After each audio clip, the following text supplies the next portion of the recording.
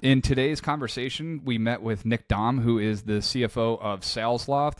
Very impressive background. He was CFO at another company, Truckit, has been involved in business development at companies like or organizations like Rubicon Global, has a strong M&A background. In the conversation, we get a lot into how relationships are really important between the finance organization and the rest of the company that they ultimately work with, how that's important, kind of the lessons learned, his growth journey there of cultivating that, and then also what he imparts on his organization and expects from them as well to help continue to foster that type of relationship with the broader company. The importance of storytelling, which is such a core aspect to me, and how and why even in finance is that important. Let's get into the conversation with Nick. Welcome to Liquid, How CFOs Outperform. I'm your host, Tom Gavaghan. I'm joined by a special guest, Nick Dahm, who is the CFO at Salesloft. Nick, great to have you on. Thanks, Tom. Great to be here.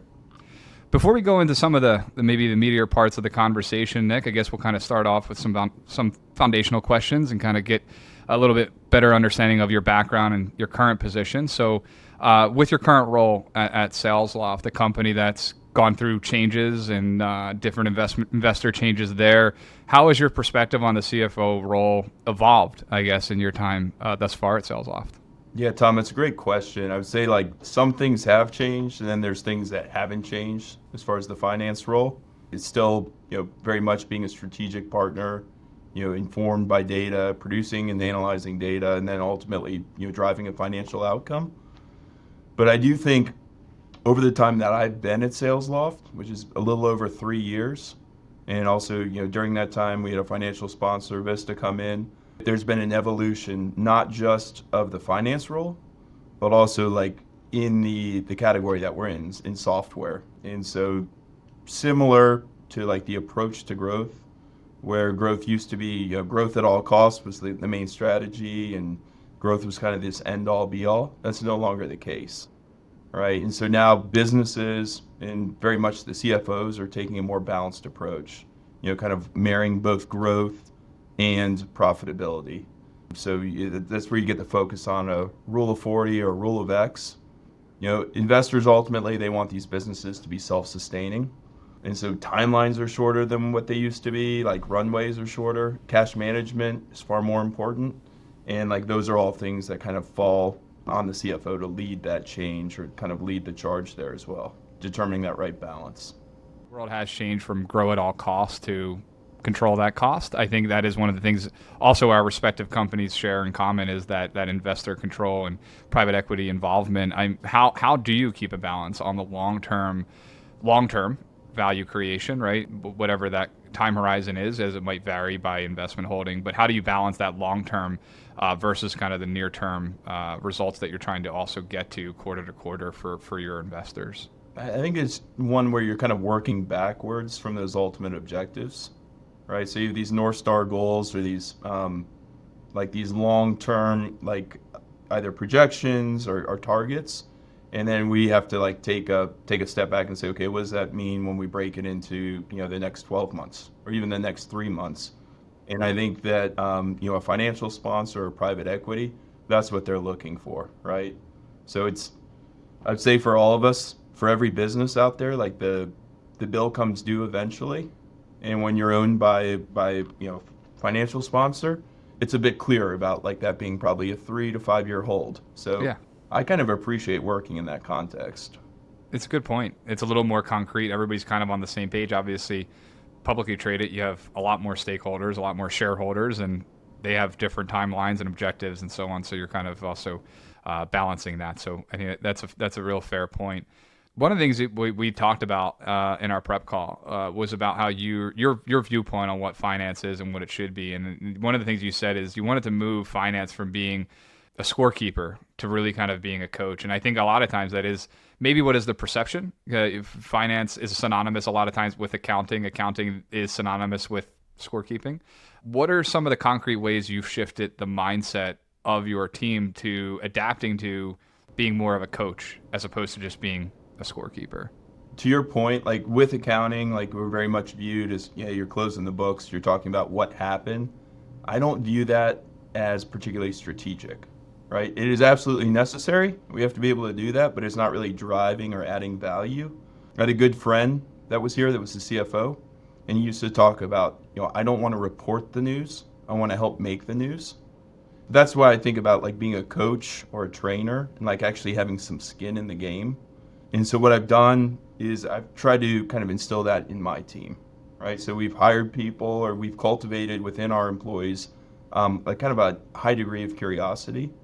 They don't just say like, hey, what was the result? They're asking, why was the result that way? I've tried to instill in them that like, you're the CFO of your department. Like, you're the custodians of our resources, and you need to kind of partner with your executive leader and empower them around finance. And you need to understand what's actually going on there.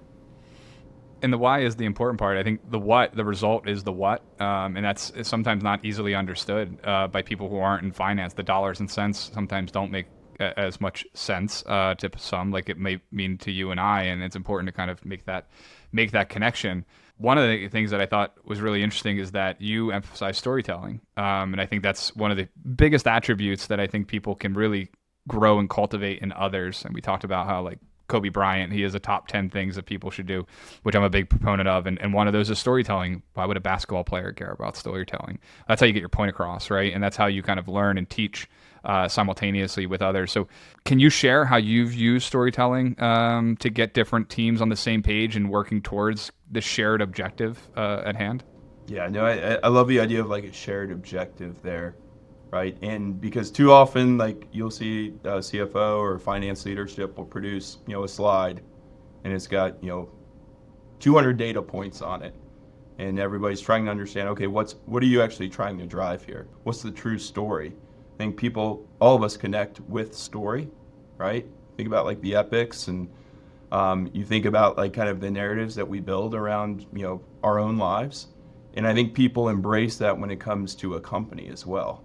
We've had different challenges that when we try to come up with a way to explain how we're going to get through those, like being able to tie a story to that rather than just say, hey, we overshot on this expense, or we underachieved on revenue or on bookings. Actually being able to explain that in ways that people can connect with means a lot more than hey, we need you to cut costs, or we need you to kind of perform better on revenue. When it comes to objectives, there's usually objectives within objectives. So if you think about the objective as like the rule of 40, fine, we're all underneath of that, regardless of what part of the business we sit within.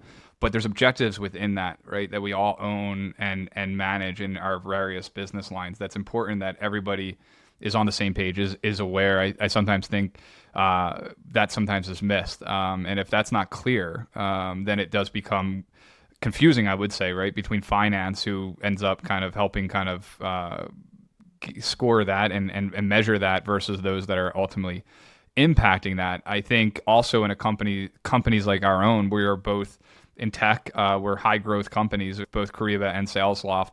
What's one thing about finance at companies like this that you think people outside of the department get wrong? Oh man, I've got a couple of them, right? I think there's first like this idea that finance is always just ready to say no. The right? fun police. Yeah, the fun police. There's also the idea that like finance is super short-term focused. They're just trying to get to the end of the month or the end of the quarter.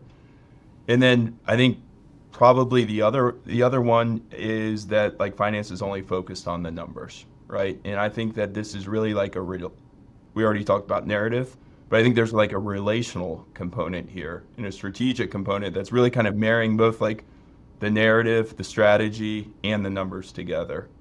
And so, yeah, like sometimes we do have to say no, but that's always in the service of like being able to say yes later on, or being able to say yes to something else.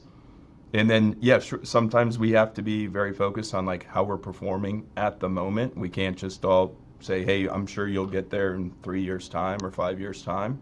That's more for like being able to understand like the trends of the business. And then, I've already talked about kind of building that relationship with the rest of the business. We talked about not being the scorekeeper. What's even worse than the scorekeeper is like the referee. I've been running with this analogy a little bit internally. And you think about like the player and the referee, like just kind of getting into it, like I never want to kind of replicate that as far as how finance engages with the business. I really want to build that relationship like you would have with your coach or with your trainer, where you're like, hey, we're both in this together. They're invested in, me achieving my best. Yeah, not just like throwing flags and dishing out penalties. Yeah. If you think about the audience, someone listening right now who's sitting there going, you know what? We're seen as the scoreboard. We operate like the scoreboard. Really, I want to help kind of impart that change. I think I know your answer to this, but what would be your first thing that you would tell them to do? First piece of advice to start changing? Yeah, I think you have to seek to understand, Mm-hmm. right? You have to build a bridge between finance. You have to kind of start to erode, some of the silos, and really understand kind of what their objectives are or what their department objectives are. If you can kind of walk a mile in their shoes, then they're more likely to come and look at things. If you're helping them achieve their objectives, they're going to be more likely to engage with you on the financial side of things. It's what I figured. Relationship, you gotta work, and that's hard sometimes, especially maybe if you're new, or maybe if you're new, or maybe if you're highly tenured, because things have been running the same way for so long, but it does start at the relationship level. I couldn't agree more. It's what I was expecting you to say. If we shift more conversation to like broader terms, broader strategy, one of the things, from your background was the experience you've had in M&A before on the investment banking side, right?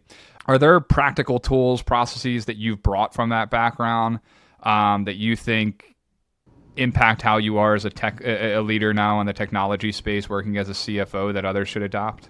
The advantage, for better or for worse, like I do have this tendency or this bias to look at everything through like an M&A lens, right? Like even once I left banking, I still, spent a lot of time just doing corporate development, like leading M&A internally for businesses. And so the world isn't all just deals to be done, but there are some good things that's afforded me in the finance role. I think the main one is like that outlook around value creation, right? Like I recognize ultimately that we're trying to increase the company's value. And so I want the team to be really focused on that. Again, not just simply closing the books, but what are we doing to kind of like impact how the company's being valued. And then the one that's like super practical is that M&A, again, this mindset that's always around the corner, like whether we're the acquirer or we're being acquired, it requires a certain level of like preparation or readiness. If we're going to bolt on an acquisition, we have to have our systems, our processes, kind of our policies, controls all locked down. And then if we're going to be acquired, then you better be ready for due diligence.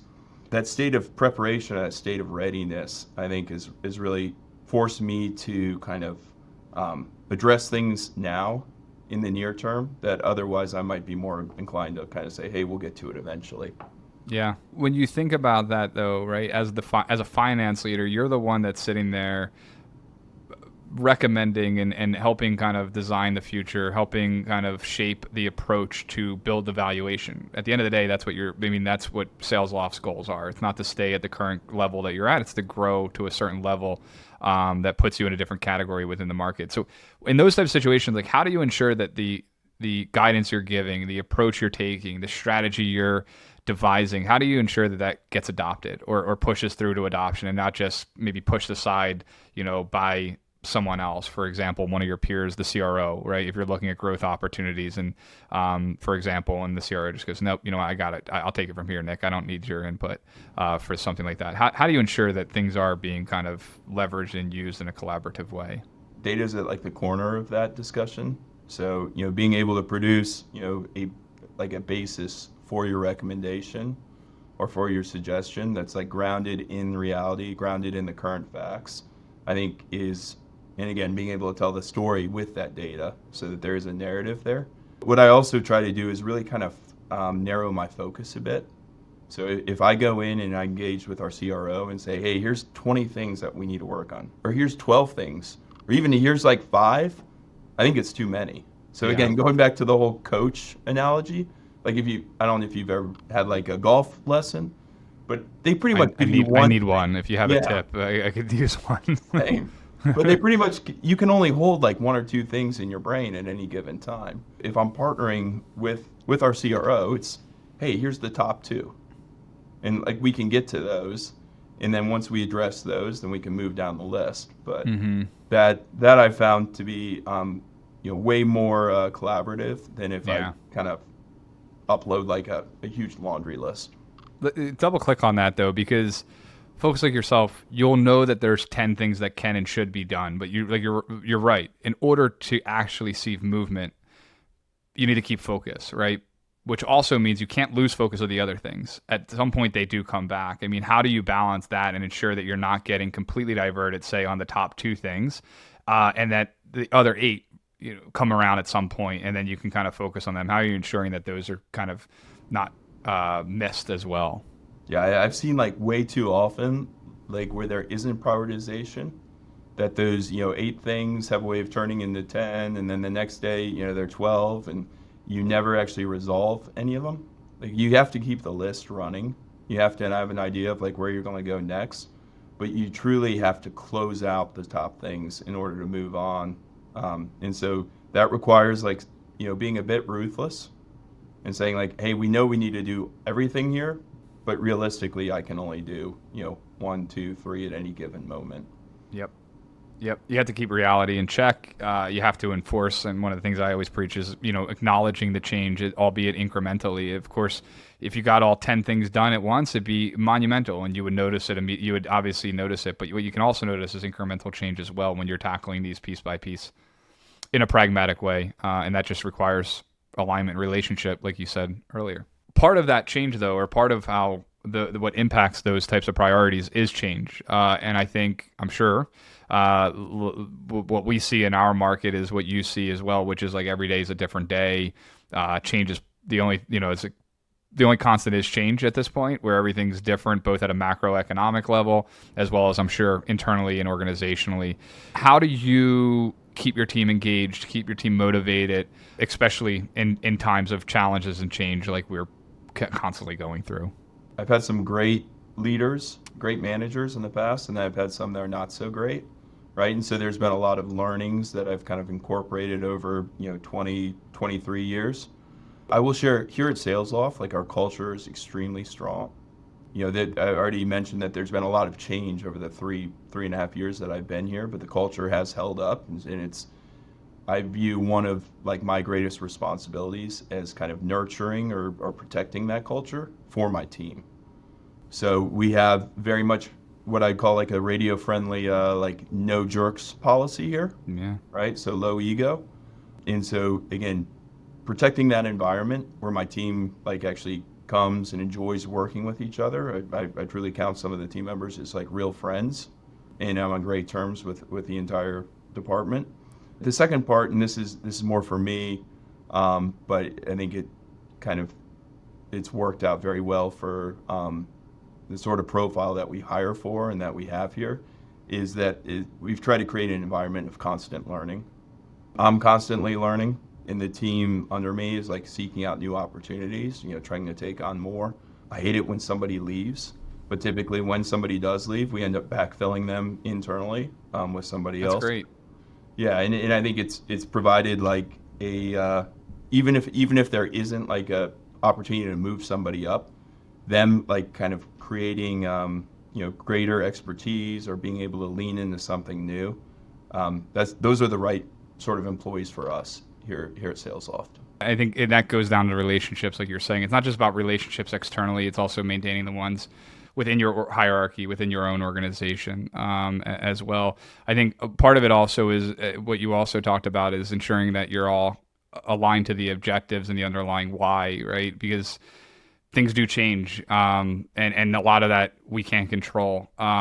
If the communication isn't there, if the relationship isn't there, if people are on the same page, then they just think Nick's doing this. Nick's the boss. Nick's the jerk. Nick doesn't know what he's doing. Nick's making us do this. And no, if you have a good relationship, if you have a good communication, and you kind of all are aligned on the why, it's clear. And the team can kind of move on past that mental gymnastics that you end up doing, which is why are we doing this? Why is this going on? Why are we? The sooner you can move past that, the quicker you can kind of action whatever it is that you're actioning. I have found, at least, yeah. Yeah, that trust that you get from that, right, and that buy-in versus like all those cycles that you can burn, kind of questioning it or doubting it. Yeah. One of the things we like to talk about are secrets as well. Not our deepest secrets, but, more of our professional secrets. So what's a secret weapon you use to get through a tough time, whether it's a tough quarter or even a tough year or some sort of like setback, whether perhaps somebody leaving key to your team, something like that? What's a secret that you have that you can share with the audience here? I'm going to go a little soft here for a CFO, but I think there's like two, right? I say the first one is gratitude. Right. And every once in a while, like hitting pause and realizing like how fortunate I am to be in this role. This is something I wanted. I get to work with really smart people, try to solve big problems, enjoy what I do. And then the second, and this seems to be a trend in this conversation, is relationships.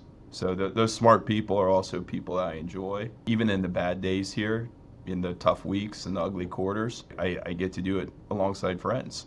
So. And then relationships beyond here too, obviously. So when things really get bad, grateful for family and friends. Good, and hopefully your team's listening to this and they'll validate that one, right? The gratitude and the patience part of it, yeah. Yeah. I hope I'm living that. When you look at your journey, which is quite impressive, what's the biggest surprise that you see about yourself in that journey? I would say in this role, it's surprising to me how much of it is managing the team, or not even managing. I would say it's truly serving the team, right? Again, I've got people that are incredibly bright, hard workers, people that are way more experts at their discipline than I can be. Like, how do I empower them? How do I make sure that I have their back, or how am I setting them up for success? And so that's way more of my role than obviously when I started out. I didn't, I was just on my own. Yeah, starting out and just being a numbers guy and debits and credits and math, focus to balancing that with the qualitative human side of things is impressive, right? And I think some people don't understand that, don't see that, and obviously that's what's elevated you, I'm sure, or been a part of your elevation and growth is that aspect. You can't just be a numbers guy. You're going to have to possess those relationship interpersonal skills as well to become a CFO of a company, especially one like Salesloft. One more thing on that, I guess, if you were to think about it, go back to your early days, right? Post-grad, you're 25 years old. What's one piece of advice you would give yourself at that point based on what you know now? This still holds true 20 years later, but it would be to worry less, particularly about all those things that I can't control. So really to focus on like, hey, this is up to me to manage, this very small or discrete task today. I'm going to do the best I can, and then I'm not going to kind of give over a bunch of real estate in my mind to the macroeconomic environment. I need to be aware of all these things, but I can't control them, so I need to put them out of my mind. Do you have to reaffirm that and remind yourself of that periodically? Absolutely. It's not just ingrained. It's something you have to be like, hey, I'm breaking my own creed here. I mean, at least that's how I feel sometimes. Absolutely. So it's still top of mind. I have gotten better at it. I think that's the benefit of experience. I always tell people, certain things that you hold yourself to or standards and stuff. It's like you're going to break it. But as long as you have an internal contract with yourself that's like, hey, I broke my own creed or my own belief of something and I, won't do that, or I'll try not to do that again. And that's certainly one as well, which is you can drive yourself crazy trying to worry about and think about things that you cannot control, especially in finance, like you said, macroeconomic stuff. Wish you could, but you can't. You could drive yourself crazy just thinking about it, especially with all the activity going on. Yeah, absolutely. There's no shortage of things to worry about. Nope, there isn't. And that won't get you anywhere if you just harp on that stuff. Well, it's remarkable, too, when I look back, like how many times I was worried about something and it never like manifested. And then I should have been worried about something else because that's what like actually came along. Or, we used to have, one of our kind of core values here was this idea of being a glass half full, right? A lot of times these things I'm worried about, like they actually lead to a good outcome. Yeah, it's a good point. Got to be glass half full. One thing we talked about, albeit shortly, a couple of years, I spent time in Atlanta, and you're an Atlanta guy. What's going on down there? What's your favorite Atlanta spot? I will say Atlanta has a pizza problem, in my opinion. Like, it just, as a Northeast guy, like, just wasn't cutting it. Antico was the place we would go. Is that still around? What's your favorite spot in Atlanta? I'm up in Sandy Springs, so there's two up there that are, like, kind of my favorites. There's a place called Kaiser's. It's a steakhouse. Maybe once a quarter, my wife and I will go and, like, grab a seat at the bar. Okay. And then being a finance guy, find a way to kind of split a burger, and it doesn't get too out of control for us. We've got a great barbecue place up our neck of the woods too, called Heirloom Barbecue, and it's kind of a meld of like Southern and Korean barbecue together. And they just got I guess a year or two, they got like a Michelin Bib Gourmand. So oh, nice. I mean, it's just there at a gas station, but if you're ever oh, really? One of you those check it spots. out. All right, Yeah. cool. The food in Atlanta was great. Like I said, the pizza was subpar from my point of view, but the steakhouses, were always good, and barbecue was good as well. But we were always kind of regionally, depends on where you live, because trying to go from Sandy Springs down to somewhere in the southeast isn't as easier said than done, as we know with the wonderful Atlanta traffic. Oh yeah, and your loyalties for like pizza in the Northeast, I don't think you're alone there. It's unfair. It's a little unfair, yeah, I will say. I always like to talk about books as well. Any recommendations? What are you reading now, or what's on your list for tying out the summer here? I just finished up The Demon of Unrest by Eric Larson. It was about the kind of the very start of the Civil War, so mostly set either at Fort Sumter or with Lincoln, as he was inaugurated. So highly recommended.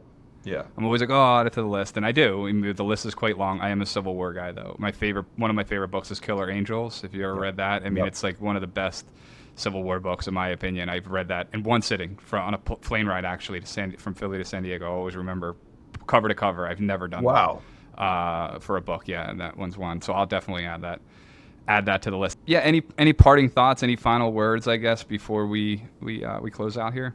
I mentioned this book, The Demon of Unrest, and watching kind of or understanding now like kind of how the Civil War started, and thinking about that in terms of like, okay, as a finance leader, making decisions, a bit of a stretch here, right, Tom? Go. I'd say like the ego that was involved on kind of leading up to these events, the lack of understanding, like miscommunication.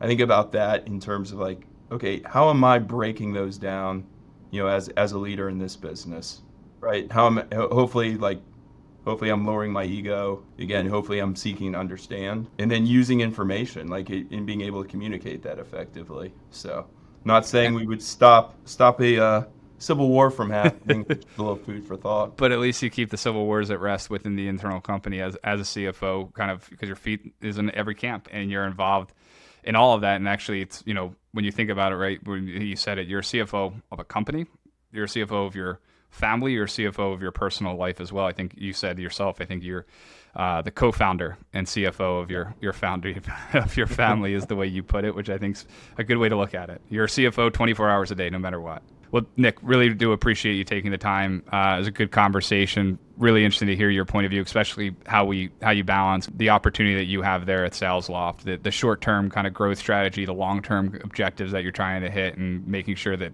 everybody's in the same camp and marching on the same foot, that you're not sitting there as the scorekeeper and certainly not the referee and being just the bad guy. It's really, really important. And thanks everyone for tuning in. To never miss an episode, subscribe wherever you listen. I'm Tom Gavaghan, and this is Liquid, How CFOs Outperform.